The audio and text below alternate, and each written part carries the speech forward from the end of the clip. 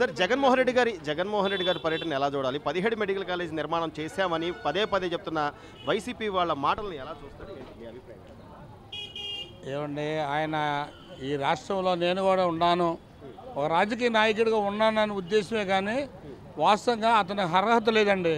17 medical కాలేజీలు central government sanction చేస్తే అవి బట్టి మొండి గోడలో అది ఒక నాలుగాటికి గోడలు కట్టి కనీసం దానికి సున్నాలు కూడా కనీసం రంగులు కూడా వేయకుండా పోయి ఏదో పెద్ద నేను చేశాను మెడికల్ కాలేజీలు అని చెప్పి చూపించడానికి వెళ్తున్నాడు. వాస్తవంగా అది కాదండి ఆయన ఉద్దేశం. ఇతన్ని అసెంబ్లీలోకి రానియకుండా ఇది ప్రతిపక్ష హోదా లేకుండా చేస్తున్నాడని కేవలం అక్కడున్న ఎమ్మెల్యే స్థానిక ఎమ్మెల్యే అయిన పాత్ర గారి మీద ఉన్న కోపము ఆ దుర్గత ఆయన మీద ఎల్లగక్కడానికి వెళ్తున్నాడు. కానీ నిజంగా ఆయనకు ఈ మెడికల్ కాలేజీల మీద కానీ పేద ప్రజల మీద కానీ ఎటువంటి సదుద్దేశం లేదు.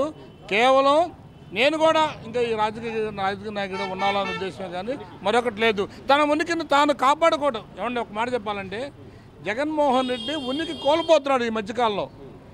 ఉంటే ఇక్కడ తాడేపల్లిలో ఒక పోటుండి మిగతాదంతా బెంగళూరు పోయి విలాసవంతమైన బెంగళూరు ప్యాలెస్లో పండుకొని రావటమే కానీ ఈ మా ఆంధ్ర రాష్ట్ర ప్రజలను పట్టించుకోవట్లేదు. కూటమి ప్రభుత్వం వచ్చింది, ఏమైతే సూపర్ 6 పథకాలు పెట్టారు, ఆ సూపర్ 6 పథకాలు మొత్తం అమలు జరిపాడు. అదేమంటే అమలు జరిపారని అంటే ఇంకేముంది, మేము పోరాటం చేస్తే అమలు జరిపారని సిగ్గు లేకుండా చెప్పుకుంటున్నారు. వాళ్ళు ప్రతిపక్షాలు అడిగితే చేయట్లేదండి. బాబు గారికి ఒక విజన్ ఉన్న నాయకుడు. ఆనాడు ఉమ్మడి ఆంధ్రప్రదేశ్గా ఉన్నది హైదరాబాద్ని హైటెక్ సిటీ చేసి సస్యశ్యామలు చేసి ఎంతోమంది నిరుద్యోగులకి ఉద్యోగాలు కల్పించిన కనుక విజన్ ఉన్న నాయకుడు చంద్రబాబు గారు. అలా ఆ టీము అయిన జనసేన పవన్ కళ్యాణ్ గారు, అటు బీజేపీ పార్టీ అయిన వారు మొత్తం మీద చూస్తే సార్ ఇప్పటికీ ఈయన చేసిన పర్యటనలు ఏవైతే ఉన్నాయో మామిడికాయ రైతులను పలకరిస్తా అని చెప్పి మామిడికాయలు కిందేసి తొక్కేయడం, లేకపోతే పొగాకు రైతులని పలకరిస్తాను పొగాకు బేళ్లు తొక్కేయడం, మిర్చి రైతులు పలకరిస్తాను మిర్చి, అంటే ఎక్కడికి వెళ్ళినా కూడా ఏదో ఒక విధ్వంసమో లేకపోతే ఏదో ఒక అరాచకమో ఏదో ఒక ఇన్సిడెంట్ జరిగేలాగా ప్రయత్నం చేస్తాను. అంటే అల్లర్లు చేయాలనేదే ప్రధాన మోటో అనుకోవచ్చు సార్. వాళ్ళ చరిత్ర వాళ్ళ తాతగారి నుంచి వాళ్ళ నాన్నగారి నుంచి ఆయన మొత్తం అరాచకతోనే ఈ పైన ఉన్నాడండి. ఆయన అరాచకవాది. తన సొంత బాబాయినే చంపేసి నారాసుర రక్త చరిత్ర అని చెప్పి 1900 మొన్న లాస్ట్ ఎలక్షన్లో అధికారం సంపాదించి సరైన మంచి పథకం ఒక నిరుద్యోగులకు కానీ ఏమి లేదు. ఎక్కడికి పర్యటన చేస్తే అక్కడ అరాచకం సృష్టించు ఏదో ఒక అలజడి సృష్టించాలి. ఈ రాష్ట్రంలో కూటమి ప్రభుత్వం చక్కగా పరిపాలన చేస్తుంది. ప్రజలకు ఇచ్చిన ప్రతి ఒక్క హామీ నెరవేరుస్తున్నాడు చంద్రబాబు గారు. కానీ ఆయన పేరు పోగొడటానికి ఏదో ఒకటి అయ్యో ఈ ఆంధ్ర రాష్ట్రంలో ఏదో జరిగిపోతుందని చెప్పి కళ్ళబల్లి కబుర్లతో తన ఉనికి కాపాడుకోవడానికి ప్రయాణాలు చేస్తున్నాడు. కానీ ఇంకోటి లేదు. గుంటూరులో ఒక గంజాయి ఒక సీటర్ అయినటువంటి గంజాయి అతడికి స్తూపాలు కట్టించి వాళ్ళని పరిశీలించడానికి అని చెప్పి ఒక గుంపుల మందుని వేసుకొని వెళ్ళి అన్యాయంగా ఒక దళిత అతన్ని చంపేసి కనీసం అది నాకు సంబంధం లేదని చెప్పాడు. అలాగే రైతులు మామిడికాయ రైతులకి నేనేదో పెద్ద పొడుస్తున్నాను, నేనేదో వాళ్ళకి ఏదో వాళ్ళకి సరైన రేటుకి ఇస్తానని చెప్పి చక్కగా అమ్ముతున్న ఆ మామిడికాయ తెచ్చిన లోడుల్ని వాళ్ళ దగ్గర కొనుక్కొచ్చి రోడ్డు మీద పోసి ఇదిగో రైతులకి అన్యాయం జరిగిపోతుంది రోడ్ల మీద పోస్తున్నారని చెప్పి ఘోరంగా వాళ్ళని రైతులు అవమానపరిచాడు. ఇటు ప్రభుత్వాన్ని ఆగం చేయాలని చూస్తున్నాడు. ఏమి లేదయా, ఈ రాష్ట్రంలో మరొకసారి కాదు ఇంకా 15 సంవత్సరాలు 3 టర్ములు ఈ ఉమ్మడి కూటమి ప్రభుత్వం ఏర్పడింది. ప్రతి ఒక్కటి కార్యక్రమాలు చేస్తున్నాడు. ముఖ్యంగా నారా లోకేష్ బాబు గారు వచ్చి ఆయన ఆధ్వర్యంలో జరుగుతున్న ప్రతి ఒక్క పని సక్సెస్ అవుతుంది. యువకుడు ఉత్సాహవంతుడు.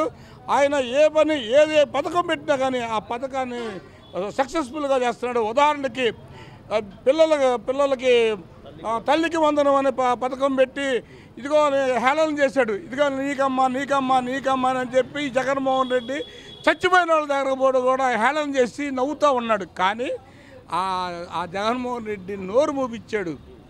మొత్తానికి ఎవరు ఎంతమంది చదువుకున్న పిల్లలు ఉన్నారో వాళ్ళందరికీ అమ్మఒడి ఇప్పించి ఇవ్వటమే కాదా అన్న దాన్ని నిరూపించాడు. ఒకే కుటుంబంలో 1,56,000 ఒకే కుటుంబంలో ఇచ్చారు 8 మంది పిల్లలకి. అది ఈ ఘనత కూటమి ప్రభుత్వానికి, అది చంద్రబాబు గారికి దక్కిందండి. అలాగే ప్రతి ఒక్క స్త్రీ ఉచిత బస్సు పెట్టి ఇవాళ రాష్ట్రంలో ప్రతి ఒక్క మహిళ రూపాయి టికెట్ కొనకుండా ఎక్కడికి వెళ్ళండి ఎక్కడ ప్రయాణం చేస్తుంది. ప్రతి ఒక్క స్త్రీ వీళ్ళలో ఉద్యోగస్తులు ఉన్నారు, విద్యార్థులు ఉన్నారు, సామాన్య ప్రజలు ఉన్నారు, వాళ్ళందరికీ న్యాయం చేస్తుంది కాకుండా వాళ్ళ ఇంతకుముందు ఎవరైనా బంధువుల ఇళ్ళకి వెళ్ళాలన్నా, పిల్లలు చదువుకున్న చోటకి పిల్లల దగ్గరికి వెళ్ళాలన్నా ఇబ్బంది పడే పేద ప్రజలు ఉన్నారు. కానీ ఇవాళ అదేం లేదు. స్త్రీ చక్కగా వెళ్తుంది, వాళ్ళ పిల్లల్ని చూసుకుంటుంది, వాళ్ళ వృద్ధాప్యంలో ఉన్న తల్లిదండ్రులు ఏదో వేరే ప్రాంతంలో ఉంటే వాళ్ళని చూసుకుంటుంది. ఇక జగన్మోహన్ రెడ్డికి ఈ రాష్ట్రంలో స్థానం లేదండి. ఒకటే చెబుతున్నాం, ఇక ఈ ఆంధ్ర రాష్ట్రంలో ఇంకా 15 సంవత్సరాలు ఉమ్మడి ఇప్పుడు ప్రభుత్వాలు కూటమి ప్రభుత్వమే కొనసాగిద్ది. ఇక జగన్మోహన్ రెడ్డికి ఈ రాష్ట్రంలో అధికారం కానీ అసలు కొంతకాలం మధ్య రాజకీయ భవిష్యత్తు కదండి, అసలు రాజకీయ వాళ్ళ పార్టీ మూసేసుకునే సమయం వచ్చేసిందండి. ఈరోజు జగన్మోహన్ రెడ్డి గారి పర్యటన ఎలా చూడాలంటారంటే, మెడికల్ కాలేజీలు కట్టకపోయినా కూడా మేము ఏదో కట్టామని చెప్పి మసిపూసి మారేడుకాయ చేయడం, లేకపోతే ఇంకా మనం ఒక అబద్ధాన్ని 10 సార్లు చెప్తే అదే నిజమైపోద్ది అనే ధోరణిలో ఉన్నారంటే ఎలా చూడాలి? నిజంగా మెడికల్ కాలేజీలు ఏమన్నా జరిగింది? మెడికల్ కాలేజీలు కడితే ప్రజలే నీ దగ్గరికి వచ్చి అడుగుతారు. మీకు మెంటలు వచ్చి వెళ్ళటమే కానీ మెడికల్ కాలేజీ కానీ ఏ మెడికల్ కాలేజీలు కట్టావు నువ్వు?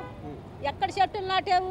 ప్రజలకు ఏం చేసావు నువ్వు? 5 సంవత్సరాల ప్రజలకు చెట్టులు నరికిచ్చి నువ్వు రోడ్డులు నడిచావు. కానీ ఇదివరకు ఎందుకు నువ్వు ముఖ్యమంత్రికి ఉన్నప్పుడు రోడ్లు ఎట్లా నడవలేదు? ప్రజలను మోసం చేసావు. ప్రజలను మోసం చేసి నేనే ముఖ్యమంత్రిని అన్నట్టు ప్రజలకు కనపడ్డావా? వీళ్ళ ప్రతిపక్షాలు ఎందుకు కనపడుతున్నావు? మళ్ళీ ప్రజలను మోసం చేసి వాళ్ళని నరకాసురుడు చంపడానికి ప్రజల్లోకి వచ్చావు.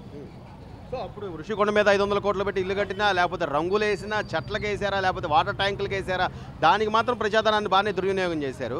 కానీ ఈరోజు మెడికల్ కాలేజీలు కట్టడానికి మాత్రం ఆయన దగ్గర డబ్బులు లేదంటారా? మెడికల్ కాలేజీలు డబ్బులు కాదు, ఆయన ఉయ్యాలు ఊదాము, ఈసారి కూడా మనమే వద్దాము, అక్కడ నిలిచిపోవడం మీద ఉయ్యాలు ఊదాము అనుకొని కట్టించాడు. ప్రజలందరూ కళ్ళు తెరిచి ప్రజల కష్టాలన్నీ దేవుడు ఆలకిచ్చి నిన్ను అంతం చేశాడు. ఈసారి నువ్వు ఎమ్మెల్యే కూడా పనికిరావు. ఈసారి అసలు నువ్వు మైండ్ ఉంటే, సిగ్గుంటే నువ్వు ఇవాళ బయటకు రావు. 11 సీట్లకు నువ్వు పరిమితం అయ్యి నువ్వు చేసిన పాపాలు పండి 11 సీట్లకు నువ్వు ఉండి ఈరోజు నువ్వు ప్రజల్లోకి ఏమని వస్తున్నా? ప్రజలు వచ్చి నిన్ను పిలవాలి, అయ్యా నువ్వు మాకు ఈ పుణ్యాలు చేసావు, నువ్వు వెనకబడిపోయావు రాబని ప్రజలు పిలవాలి. బాబు గారిని పిలిచారు, అయ్యా నువ్వు చేసిన మేళ్ళు మా పేద ప్రజలమే ఎన్నో ఉండే. కాబట్టి ప్రజలు ఏదో ఒకసారి వాళ్ళ తండ్రిని చూసి మోసపోయారు. ఇంత నరకాసురుడు అనుకోలేదు, మేము ఒకసారి తప్పు చేసాము అని గ్రామ ప్రజలు, దేశం మీద ప్రజలు చంద్రబాబు నాయుడు గారికి పట్టం కట్టారు. ఎక్కడెక్కడి నుంచి ఇతర దేశాల నుంచి వచ్చి బాబు గారిని గెలిపించారు. వాళ్ళ బాబు గారి పేరు నిలబెడతానికి లోకేష్ బాబు గారు, నీ తండ్రి పేరు నిలబెట్టావా? మా తండ్రి ముఖ్యమంత్రి గారు అని మీ నాన్న చూసి నీ కోట్లు వేసారు. మీ తండ్రి పేరు నిలబెట్టావా? లేదు. మా బాబు గారు కొడుకు లోకేష్ బాబు గారు తండ్రి పేరు నిలబెట్టి వీళ్ళ ప్రజలకి మంగళగిరి అంది, దేశాలు అంది, ఎంతమంది ప్రజలకి. ఈరోజు ఎక్కడ పర్యటనకి వెళ్ళినా కూడా ఏదో గొడవ జరగాలి, గలాట జరగాలి, అక్కడ ఏదో ఒక శాంతిది. ప్రజల్లో గొడవలు పెడతాను నువ్వు వస్తున్నావు కానీ, తాగుబోతోళ్ళని గంజాయిలని ఎమ్మటేసుకొని నువ్వు వస్తున్నావు కానీ ప్రజలకు మేలు కోసం రావట్లా. ప్రజల్లో గొడవలు పెడతానికి వాళ్ళని చంపడానికి నువ్వు వస్తుంది. ప్రజల్లోకి ఎవరు నమ్మరు. నువ్వు అట్ట వస్తున్నావంటే నీ అమ్మటుండే వాళ్ళు వాళ్ళు తాగబోపిస్తారు, మందు దొరికిద్ది అని రావటమే కానీ ఎవరు రారు. Please subscribe to Leo news for more videos.